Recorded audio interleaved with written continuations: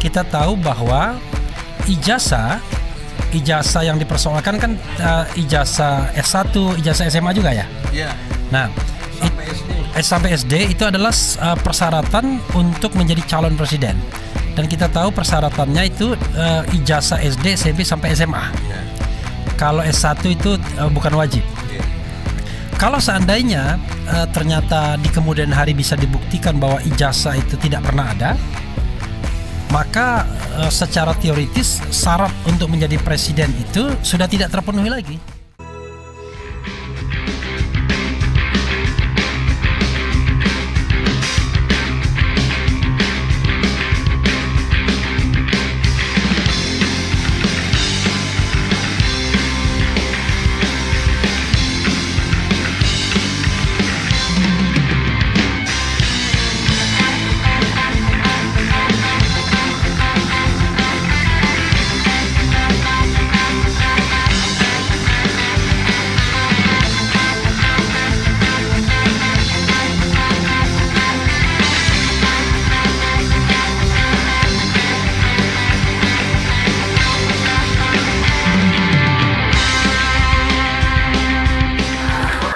Rabu pagi, Menteri Pendidikan Dasar Menengah dan Budaya Anies Baswedan mengecek ijazah seluruh aparatur sipil negara di kementeriannya.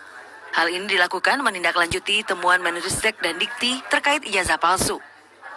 Langkah yang dilakukan oleh Pak Menristek Dikti itu langkah benar. Kemudian dari Kemenpan juga sudah melangkah itu. Kita juga sekarang begitu. Kita akan lihat semua yang mendapatkan ijazah dari institusi-institusi yang diragukan. Begitu daftarnya keluar dari Pak Menristek Dikti, lalu kami akan cek semuanya. Pengecekan ijazah pegawai negeri sipil sesuai dengan surat edaran Menteri Pendayagunaan Aparatur Negara dan Reformasi Birokrasi tentang penanganan ijazah palsu ASN, TNI, Polri, di lingkungan instansi pemerintah. Apabila ada indikasi pemalsuan ijazah atau penggunaan ijazah palsu, maka oknum aparat negara tersebut akan dikenakan sanksi sesuai peraturan perundang-undangan yang berlaku. Di sebelah kiri saya Bung Refli Harun. Cadaf. Ceren, cerdas. Assalamualaikum warahmatullahi wabarakatuh. Sebelah kiri saya sini Bambang Wijoyanto, mantan KPK.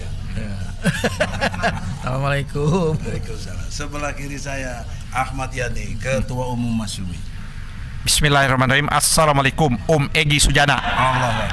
Singkat cerita, mulai dari Mas Bambang, kita ini tanggal 9 perdana sidangnya tentang ijazah palsu. Tunggu. Jokowi. Frasa katanya lu kan juga ini. Yang namanya kita tuh siapa? Kita itu TPUA, Tim jangan. Pembela Ulama dan Aktivis. Berarti kalian, bukan Betul. kita. Oke. TPUA, Tim Pembela Ulama dan Aktivis, mengajukan gugatan. Nah, dapat panggilan sudah tanggal 9 Iya, untuk sidang oke. pertama mengenai ijazah palsu. Poin pentingnya adalah ada dua. Yang pertama, bukti-bukti itu waktu awal Pak Bung Refli ikuti sekali, kita tidak punya. Kemudian kita cabut. Nah, ada persoalan kalau dicabut, kenapa itu apa ditekan atau strategi attack? Saya jawab strategi attack karena nanti suatu saat saya gugat lagi. Sekarang saya gugat lagi, membuktikan itu dulu kita cabut tuh karena serangan balik aja. Karena kalau kita paksakan, alat bukti nggak ada, saksi nggak ada, karena Bambang Tri ditangkap. Nah, maka itu berubah menjadi peristiwa pidana dan sudah disidangkan sampai tingkat pengadilan tinggi.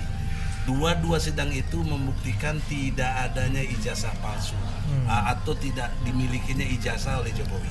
Karena tidak diperlihatkan di persidangan. Jadi yang terbukti tidak adanya ijazah palsu. Iya begitu. Berarti dia punya ijazah dong. Yang terbukti Tidak membawa ijazah asli. Oh ya. Nah, oke. Ini mesti jelas nih. Hukumnya harus jelas. Silakan berkomentar. Satu, apa yang disebut ijazah? Ijazah tuh sekarang udah nggak begitu penting sebenarnya kan? Karena orang yang dilihat adalah ekspertisnya, bukan ijazahnya. Zaman dulu itu penting. Karena orang ngelihat seolah-olah ijazah itu ukuran rasionalitas orang, kemampuan orang. Tapi sekarang udah nggak begitu penting. Jadi pertanyaannya kalau menggugat, relevansi kepentingannya masih ada nggak? Itu kan. Itu satu. Tapi yang kedua yang saya tahu, dasar gugatan itu bukan soal pentingan itunya. Semua syarat untuk menjadi pejabat negara itu, lo bisa tebak nih arah gugatan ini.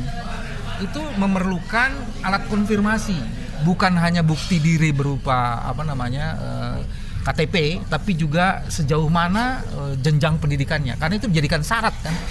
Itu kan syarat menjadi pejabat negara biasanya kan jenjang pendidikan kan. Iya. Nah itu artinya sebenarnya gugatan ini sasarannya ingin mendorong ya, apakah jabatan-jabatan yang diemban seseorang yang ijazahnya dipersoalkan itu justified atau tidak. Dan itu artinya ujungnya legalitasnya punya apa enggak. Dan itu bisa mendekonstruksi seluruh periode kepemimpinan seseorang yang ijazahnya Diduga palsu. Begitu kan kira-kira ujungnya. Betul.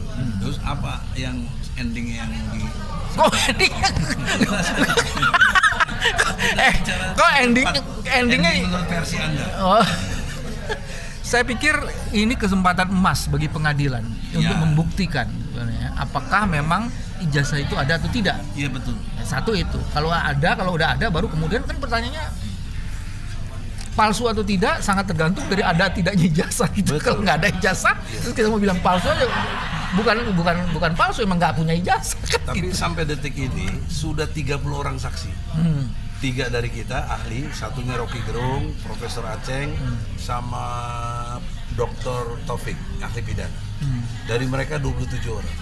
5 ahli, selebihnya biasa, teman SD, teman SMP. Sobat Egi, pertanyaan sederhana. Kalau ahli kan ngomong soal pendapat keahliannya. Iya, Ijazah itu maksudnya. ngomong soal peristiwa, Bos. Ini Betul. ada nggak nih barang itu? Makanya saya bagi-bagi, ada yang ahli, ada yang fakta. Nah, fakta menunjukkan tidak ada yang pernah lihat ijazah aslinya, tidak ada yang pernah, satupun dari SD, SMP, SMA. Ya. Ini yang menarik sebenarnya gini. Kan kalau alul azas di hukum perdata tuh kan gini, siapa mendalilkan dia membuktikan. Itu perdata. Iya. Ini pidana, Bos, Enggak. yang di Solo. Iya kan gugatan lu sekarang lu jangan bilang. Iya. Gugatan lu kan perdata. Maka saya ingin buktikannya Oh. hasil dari sidang perdata Oke. pidana. Orang itu kena nggak dihukum nggak Bambang Tri? Dihukum sekarang Dihukum. 4 tahun. Oke. Kalau begitu Sebelumnya 6 tahun. Ini ya memaksakan narasumber yang nggak ngikutin kasus. Nggak apa-apa. Ini di sinilah objektivitasnya. Ini objektif, Bang. Nggak apa-apa, Bang. saya menduga sebenarnya Kita argumentasi. argumen yang mau dibangun oleh Egy itu adalah satu, Ini siapa dulu orangnya, kita membahas diskusi siapa ini orang siapa ini? lu yang Siapa? lu gugat siapa? Jokowi lah. Oh, Jokowi presiden sekarang. Iya. Oh, harus jelas dong namanya. Saya dulu, karena saya ngikutin kasusnya. Oke. Saya tutup Oh, saya tutup ini kan ending udah dulu. Ini mau jalan malam. soalnya. Jadi gini, Silakan, Bos. silakan. Jadi dalam pandangan saya, Egy dengan sangat cerdas mau menggunakan proses pidana itu untuk Iya, membuktikan sebagai alat dalilnya, bukti. ya kan? Dan yang mau dipakai itu adalah keterangan saksi di muka persidangan. Iya. Fakta-fakta persidangan pidana. Fakta-fakta persidangan Betul. di bawah sumpah. Ya, dua sumpah. Ya. Ya kan? Nah, kalau ini bisa dipakai dan diakui, maka itu menjadi menarik. Tapi lagi-lagi sebenarnya ini bukan soal kecerdasan hakim. Mau nggak hakim memeriksa itu? Iya. Itu aja sih sebenarnya. Egy, terima kasih ya. Ya, Selamat sama-sama. berjuang. Sukses untuk di tempat kerjanya. Aku kasih ke siapa nih? Mas Bambang mau pergi, kita persilakan. Coba Assalamualaikum Pak Refli warahmatullahi wabarakatuh. Thank you. Waalaikumsalam warahmatullahi wabarakatuh. Mas Refli Iya. yang dimuliakan Allah. Amin ya rabbal alamin. Pertanyaan seriusnya ada 2. Yang pertama, bahwa ijazah itu walaupun tadi Enggak, saya sudah tahu kasusnya. Maksud saya pertanyaannya apa? Pertanyaannya langsung ya. Ya. Apakah konstruk di hukum pidana yang 30 orang saksi sudah disaksikan tidak pernah lihat ijazah aslinya Jokowi? Bisakah kita pakai nanti di pengadilan negeri Jakarta Pusat yang sifatnya perdata sebagai alat bukti Oke.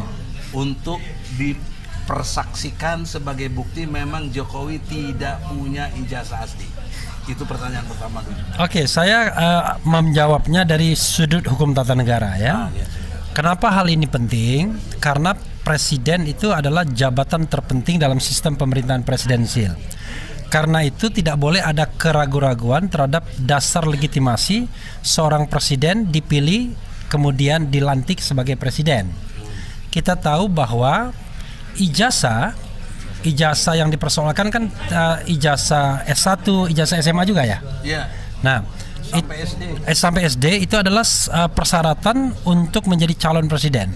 Dan kita tahu persyaratannya itu ijazah SD, SMP sampai SMA. Iya. Kalau S1 itu bukan wajib. Iya. Kalau seandainya ternyata di kemudian hari bisa dibuktikan bahwa ijazah itu tidak pernah ada, maka secara teoritis syarat untuk menjadi presiden itu sudah tidak terpenuhi lagi. Sehingga bisa dikatakan batal demi hukum. Gini, karena ini hukum tata negara, bukan ranah hukum lain. Batal demi hukum kan harus ditindaklanjuti dengan proses impeachment, proses pemberhentian. Tapi yang paling bagus adalah memang mengundurkan diri paling cepat. Tidak ada proses lain, kan mengundurkan diri malam ini juga bisa dan lain sebagainya. Nah, sehingga pengadilan ini menurut saya mudah-mudahan mampu membuktikan sangka yang belum terjawab juga ketika Bambang Tri dan Gus Nur, jangan lupa ada Gus Nur, ada Bambang Tri dihukum berdasarkan dianggap menyebarkan berita bohong karena mereka kan Gus Nur dan Bambang Tri melakukan sumpah mubahalah. Bambang Tri membuat karya tulis dan dalam karya tulis yang saya baca itu mengatakan ijazah Jokowi Jokowi Undercover 2 mengatakan bahwa ijazahnya itu tidak ada, ya.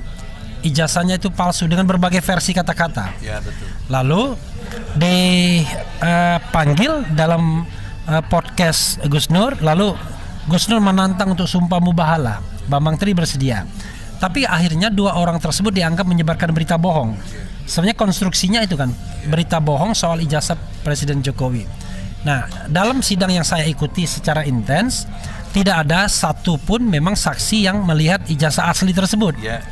Maka kan secara penafsiran terbalik, ya, kontradiksio, ya, harusnya kan apa yang dikatakan Bambang Tri atau yang dituliskan Bambang Tri yang kemudian diperkuat dengan mubahalah itu paling tidak belum bisa dibantah, tak terbantahkan.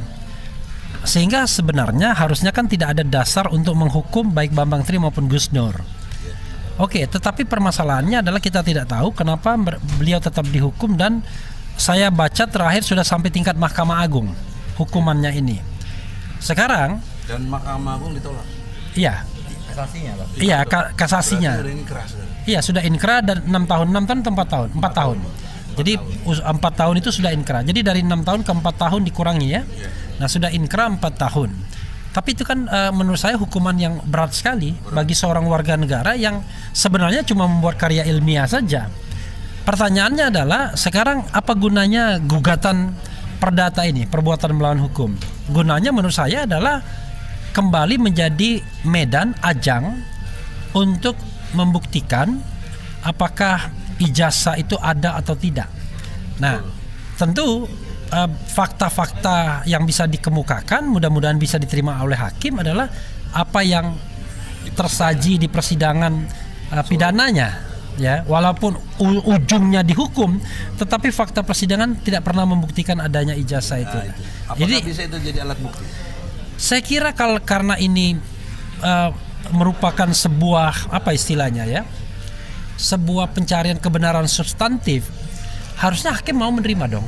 Kebenaran material. Iya, kebenaran material, ya kan? Jadi karena ini merupakan kebenaran material, tidak formil yang dicari, maka harusnya mau menerima. Sebenarnya ini kan sengketa sengketa perdata, perbuatan melawan hukum yang dimensinya publik. Dimensinya tata negara sesungguhnya. Harusnya besok-besok, ya, kalau kita melakukan reformasi hukum, gugatan seperti ini harusnya di Mahkamah Konstitusi aja. Gugatan keabsahan seorang presiden, biar tidak lari kemana-mana. Bukan di PN, ya? Iya, bukan di PN. Karena kalau kan PN ada pelarangan itu juga. nggak ada larang. Tapi maksud saya untuk ius constituendumnya, ya kan? Untuk ke depan. Nah, mudah-mudahan ini ditangkap juga oleh DPR dan DPD. Ditangkap dalam pengertian untuk menjadi impeachment. Belum tentu, karena kan kita mencari kebenaran materialnya dulu. Ditangkap untuk digelarnya hak angket. Manggil presiden. Iya, hak angket itu hak melakukan penyelidikan. Seharusnya ini menjadi hak bertanya juga bisa. Kalau bertanya saya kira nggak perlu lagi, ya, karena ini kan langsung sudah hak angket langsung melakukan penyelidikan buat tim angket, ya, pansus, ya kan, pansus angket, dan melakukan penyelidikan terhadap kasus ini. Dan ini so easy, mudah sekali membuktikannya. Kenapa diangkat menjadi pansus angket? biar ini diselesaikan antar institusi, bukan lagi orang perseorangan warga negara yang punya konsekuensi, ditekan, kemudian dihukum, dipenjarakan dan lain sebagainya. Nah, kalau soal angket mengangket, nah Bang Yani yang di samping saya sudah punya pengalaman ini kan. Pernah jadi anggota DPR. Iya, pernah jadi anggota DPR dan dulu paling jagoan di Komisi 3. Jawab itu dulu. Jawablah. Sama-sama kita galuh. Jadi Galuh gitu. yang pertama yang paling penting itu menurut saya Bang Egy, Ya silakan. apa yang dikemukakan oleh Keren Cadas. Nah, ini Keren Cadas beliau ini ya kan. Refli Haru. RH Channel. Oke, itu adalah karena ini sesungguhnya tidak bisa hanya dilihat semata-mata perdata. Kan gugatannya Om Egy ini kan gugatan perdata, perbuatan melawan hukum kan. Iya, betul. Tapi tidak bisa hanya meletakkan dalam perspektif perbuatan melawan hukum yang dalam perspektif perdata. Karena ini menyangkut adalah jabatan yang tinggi di Republik ini adalah salah satu syarat orang untuk menjadi presiden itu ada di undang-undang, ada di undang-undang dasar, ada di undang-undang ya. Yaitu syaratnya itu minimal SMA. Ijazahnya SMA. Kan ini kan dipersoalkan ijazahnya SMA. Nah, ini ternyata ya kan dalam proses perjalanan diduga keras, ya kan diduga keras, bukan tidak ada ijazah kan, diduga keras bahwa Jokowi tidak mempunyai ijazah asli, ya kan? Seperti itu diduga keras kan. Sebenarnya ini menjadi persoalan yang sederhana kalau memang Pak Jokowi mau seperti itu. Pada waktu sidang kemarin Bambang Tri yang di Solo, Ya. kan gampang, cukup dia memang kan itu gugatan itu kan para pihaknya kan bukan Pak Jokowi, kan pihaknya itu antara negara yang diwakili oleh jaksa dengan Bambang Tri dengan Gus Nur yang dianggap melakukan pelanggaran tindak pidana berita bohong dan sebagainya. Tapi karena ini menyangkutnya tidak hanya berhubungan pidananya hal-hal seperti itu, tapi ada kaitannya dengan pejabat publik yang dituduhkan itu, seharusnya Jokowi gampang, dia bisa memerintahkan seknek apa-apa, cukup nih ijazah saya bawa ke pengadilan. Ya itu idealnya. Ideal tapi kan? Itu udah berlalu, nggak terjadi gimana tuh? Nah, karena ini nggak terjadi sebagaimana dikemukakan tadi, maka peristiwa-peristiwa atau fakta-fakta hukum ya kan itu sudah menjadi fakta hukum. Fakta hukum yang ada di pengadilan negeri mana itu kemarin tuh? Solo. Surakarta. Nah, tergantung Bang Egy. Kan pihaknya Bang Egy nih mau menggunakan fakta hukum itu bisa digunakan atau tidak kan untuk dijadikan. Tadi Bung Refli bilang bisa. Enggak, bukan bisa. Om Egy mau menggunakan atau tidak? Mau. Nah, Justru karena mau, saya gugat lagi. Ya, karena Om Egy mau, maka itulah yang harus sebenarnya dijadikan dasar juga. Jadi perdata itu tidak hanya melihat konteksnya. Ini kan gugatan melawan hukum sebagaimana dikemukakan, hanya urusannya privat. Ini adalah menyangkut urusan yang paling mendasar, ini jabatan tertinggi seorang seperti itu. Nah, jadi menurut saya silakan nanti kan Bang Egy membawa bukti karena yang digugat ini langsung adresnya Pak Jokowi juga. Ya kan, walaupun dengan dalil itu kan bisa kita kesampingkan siapa yang mendalilkan dia membuktikan, maka Pak Jokowi lebih gampang juga karena dia pihak yang terkait dalam perkara ini maka dia membuktikan. Satu sisi Bang Egy membuktikan bahwa dia bisa membuktikan bahwa dia ada punya dengan membawa. Sekarang ada proses pembuktian. Tapi pertanyaan seriusnya gini, Bung Yani. Selama ini tentang ijazah palsunya diduga Jokowi ini nggak pernah komentar sedikit pun, nggak ada komentar. Kan sebenarnya cicing wae cek Sunda. Ya itu makanya itulah yang membuat orang menjadi tanda tanya.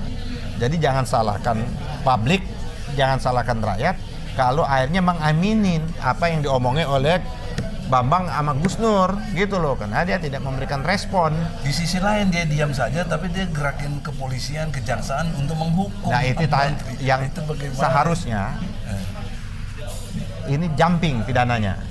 Seharusnya dibuktikan dulu ini proses perdatanya, proses ininya dibuktikan. Kalau memang ternyata dapat membuktikan, baru dikatakan berita bohong. Jadi bagaimana ada berita bohong tapi yang aslinya nggak ada, gimana seperti itu? Nah gini. Waktu konstruksi yang pertama, Bung Refli juga yang bahkan sedikit meragukan saya, ini kenapa dicabut? Nah, saya sudah jujur waktu itu mengatakan saya nggak kuat karena dua hal penting, saksi dan bukti. Nah pertanyaan saya gini, Om Egy, dengan ditangkapnya Bambang waktu kan, itu. Boleh kan nanya juga? Boleh jadi os.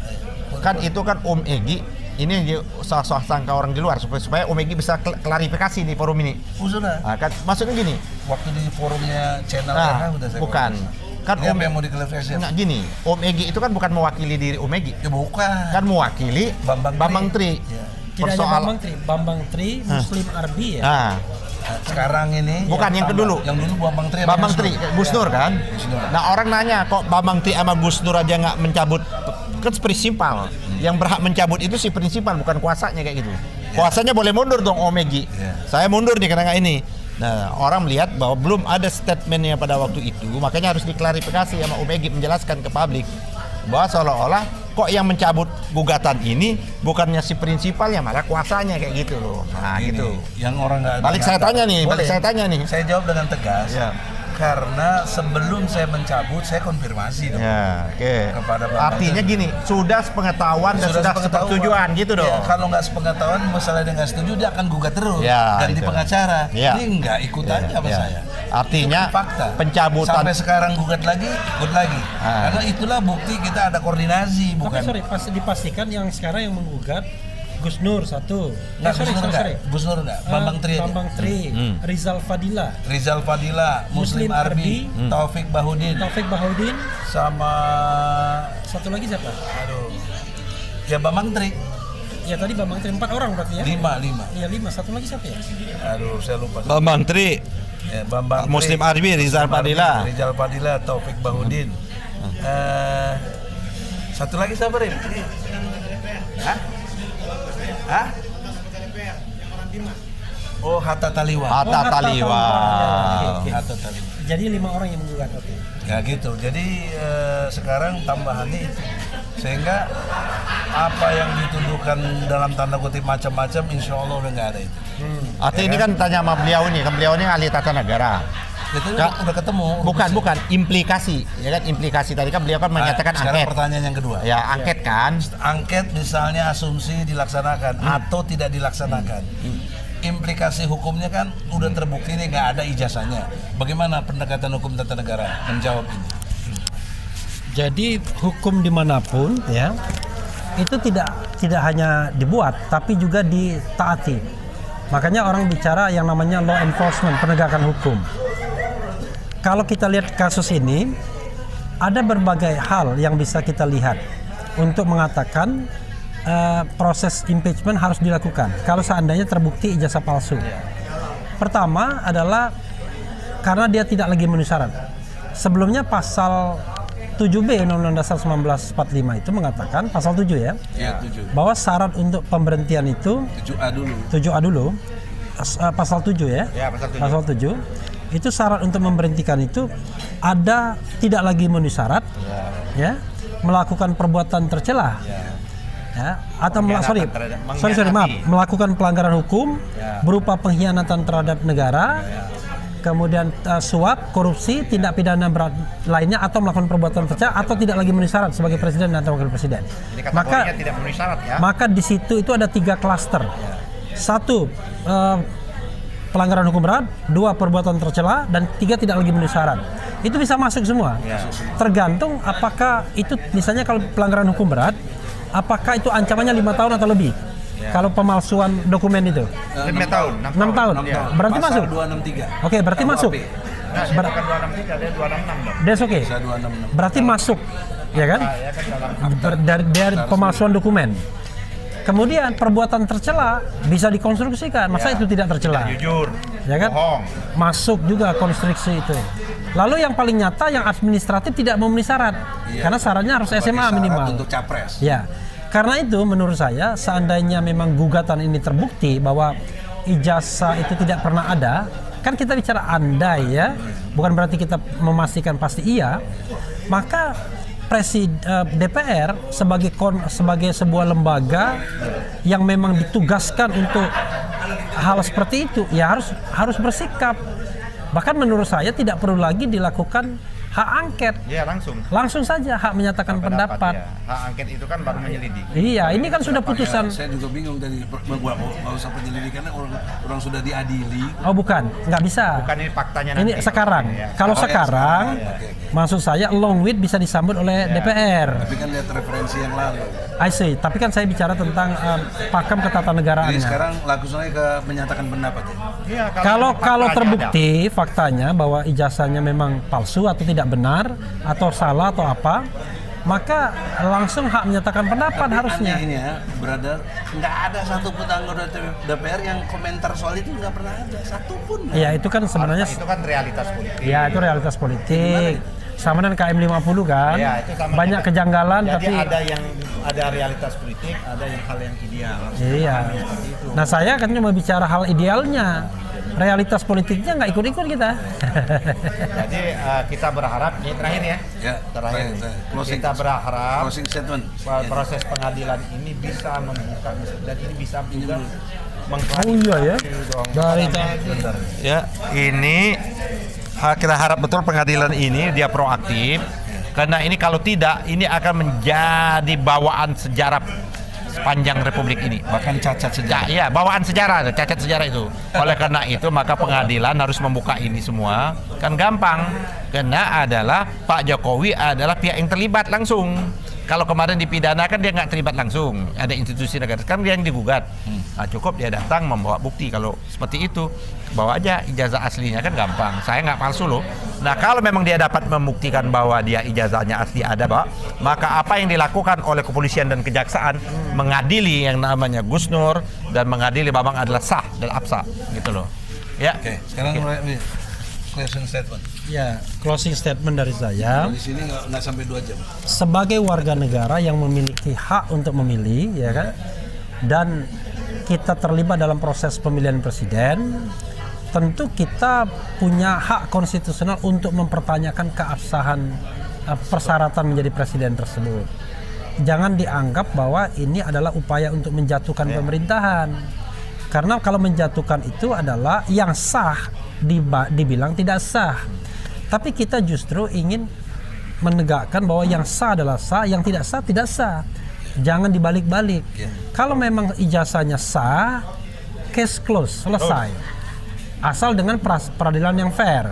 Tapi kalau tidak sah, ya kan, terbukti Dinyatakan tidak sah. harus dinyatakan tidak sah, dan mungkin lebih baik Presiden Jokowi mengundurkan diri karena jauh lebih mudah bagi bangsa ini menyelesaikannya. Modelnya atau berhenti seketika kayak model. Ya, yang mengundurkan diri. Karena kalau misalnya pakai proses impeachment lagi, Sama. nanti khawatir ada proses politisasi yang justru menghindari fakta yang ada. Faktanya A, proses politiknya B. Jadi kacau jadinya. Tapi kalau tidak terbukti ya sudah, case close. Oke. Demikian saudara-saudara, nggak perlu disimpulkan karena 2 pakar ini sudah dengan sendirinya menyimpulkan.